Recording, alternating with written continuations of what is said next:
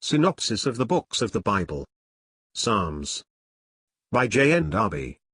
All Scripture is given by inspiration of God, and is profitable for doctrine, for reproof, for correction, for instruction in righteousness, that the man of God may be perfect, thoroughly furnished unto all good works. 2 Timothy 3 verses 16 and 17. Synopsis of the Books of the Bible.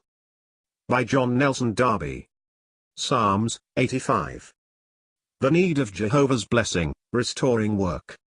I have long hesitated, in reading Psalm 85, whether the first part referred to external deliverance and the grace shown in it, and the following to the causing the people to enter into the enjoyment of it by the restoration of their own souls, or, as we have seen is often the case, the statement of the great result as the theme of the psalm, and then going through the sorrows of the remnant and divine workings which led to this result. There will be a restoring work in the souls of the people after their outward deliverance. Nor do I now speak of this psalm with very great certainty on this point. On the whole, I am disposed to think that they look for their enjoyment of divine favor in it, as between themselves and God, when delivered from all their enemies, and shown to be forgiven by that deliverance. Thus the first 3 verses lay this ground, that God has been favorable to his land, and brought back the captivity of Jacob. This was the great public truth. But in verse 4 the restored people have need of other blessings in the reality of their own relationship with God. Turn us, O God of our salvation. Jehovah was the God of their salvation, but they needed his blessing in the midst of the land. They would that his people should rejoice in him. How true this is often of the soul which knows forgiveness. It looks for Jehovah's mercy and salvation, being thus restored to him, and listens to know what Elohim Jehovah will speak, for they reckon on mercy. He will speak peace to his people, their public character, and to his saints the remnant who are to enjoy it. Faith has then the certainty in every way that his salvation is nigh them that fear him, that the glory of Jehovah may dwell in the land. Mercy and truth, righteousness and peace, the divine principles of establishment of blessing. The last verses celebrate, in remarkable terms, the divine principles on which their blessings are then established. God's mercy and truth had now met.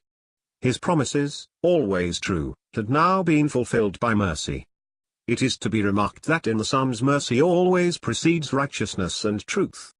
For Israel had forfeited all title to promise in rejecting the Lord, had come under full guilt, had no righteousness on which to lean, had been concluded in unbelief, that they also might be objects of mere mercy.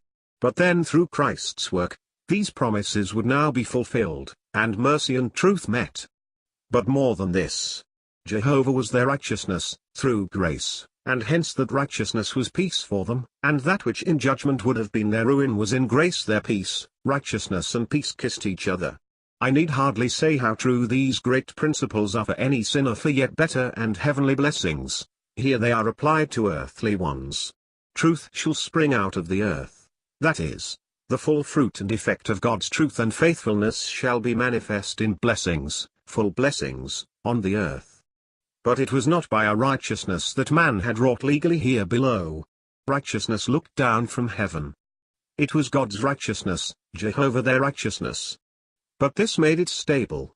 Jehovah gives that which is good, and the land is blessed. Righteousness traces the path of blessing for Jehovah and himself in the land, his own no doubt. Still, his rule shall be so characterized.